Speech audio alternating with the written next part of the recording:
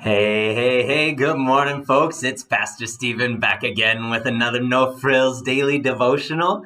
And today's topic is worship. And I'm going to go back into kind of these ancient paths again, these spiritual disciplines. But in a previous episode, I kind of paused from that to explain a little bit about that idea of spiritual connection and how that tends to be a missing component. Anytime we get into the habit of doing something, it's very easy to just start going through the motions once something becomes a routine in our life. And we got to be careful with these spiritual disciplines or these ancient paths that I've been talking about, that we don't reduce them to just rituals. And we got to keep in mind the goal. The goal of this is, yes, correction and direction, but the ultimate goal with these spiritual disciplines or these ancient pathways is spiritual connection. And so in that previous episode, I was talking about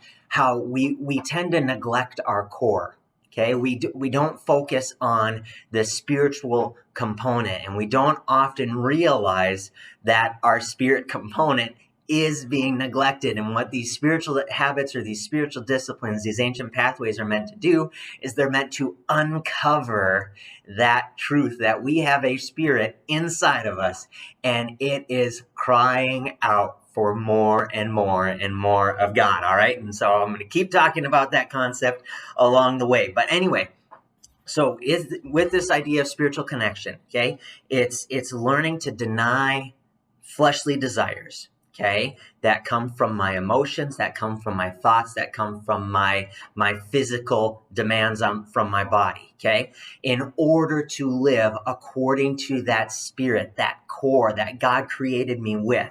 And so these spiritual disciplines, these ancient practices are meant to engage and activate our spirit, and so that we learn to process and live life from the inside out. I'm going to take you to some scripture today. Right away, I'm going to read to you from John chapter 4, and I'm going to read verses 23 through 24. And Jesus is teaching on this component, because the reason I want to talk about worship now today is because worship is one of these disciplines that really helps to strengthen that spiritual connection component, all right? And so Jesus is teaching on this, and he says this: "Yet a time is coming, and now has come, when true worshipers will worship the Father in spirit and truth. For they are the kind of worshipers the Father seeks. God is spirit, and his worshipers must worship in spirit and in truth." And what I see in Jesus' teaching right here is he's talking about that spiritual connection. God is spirit, and you have a spirit within you, and worship is one of these disciplines that helps make that connection strong, all right? And so what is worship? Okay, let's start there today. All right, what is worship? All right, and if I could give it a simple definition, I would say it's the act of giving someone or something all your focus, your attention, and devotion. The act of giving someone or something all your focus, your attention, and your devotion. And so whoever or whatever in your life is getting all your focus, your attention, and devotion, that is what you are worshiping. Do you see where I'm going here? Sometimes we're not worshiping God. Sometimes he's not the one who's getting all my focus, my attention, and my devotion. I tend to divert that to other things. And what this spiritual act of, or the spiritual act of worship is meant to do is it's meant to push all that other stuff aside and put God where he belongs in my life, at the center. Okay. And so what I need to do with worship is I need to realize and take an inventory of what in my life is getting my devotion, my attention, and focus. And if it isn't God, then I've got a problem. And so this spiritual act of worship, it's meant to help put God in his rightful place. It's getting my spirit, okay, my core, and then my soul, my emotions, and my mind, what I'm thinking, and my body. What worship is meant to do, it's meant to get all those things focused and postured towards God. Okay.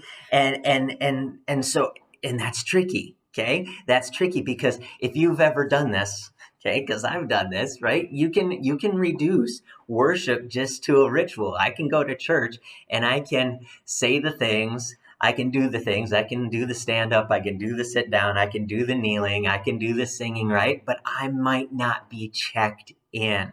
Okay, I might be thinking about something else. Oftentimes in worship, or in church services, we're thinking about, well, I don't like this song.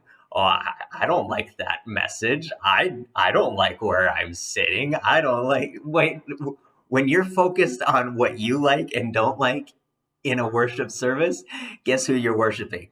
You. You're worshiping you. And that's, we got to be careful with this worship. We've got to make sure that it's getting my spirit, my soul, my mind, and my body focused and directed toward God. I'm going to leave you with a passage. This is Romans chapter 12, verse 1. And Paul is writing on this idea of what worship is. He says, "Therefore I urge you, brothers, in view of God's mercy, to offer your bodies as living sacrifices." Okay? Sacrifices. Put your selfishness and your desires aside. Holy and pleasing to God. This is your spiritual act of worship. And what Paul is saying here is worship isn't just a Sunday thing, folks. It's an everyday thing where we need to make God the focus, the center, the crux of our life, where we get our mind, our will, our emotions, and everything focused towards him and directed towards him. He deserves all our attention, focus, and devotion, right? It's not about you, okay? You can't worship God and be thinking about you. If you're doing that, you're worshiping you, okay? And so it's not just a Sunday thing, it's an everyday thing. It's not about you, and you got to be careful to not reduce it to rituals, okay?